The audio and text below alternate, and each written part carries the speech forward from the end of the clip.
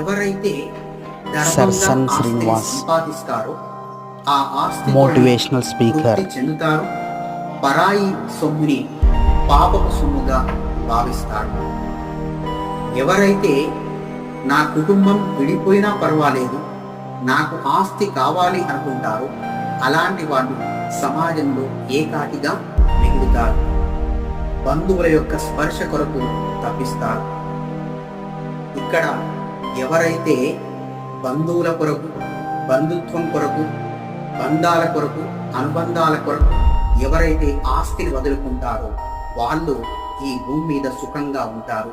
మరణించిన తర్వాత కూడా కీర్తిని పొందుతారు. ఎప్పుడు కూడా సుఖ సంతోషంగా ఉంటారు. కాబట్టి మనకు రావాల్సినటువంటి ఆస్తి ఏదైతే ఉందో, మనము ధర్మంగా సంపాదించినటువంటి ఆస్తి ఏదైతే ఉందో దానితోనే తృప్తి చెందాలి.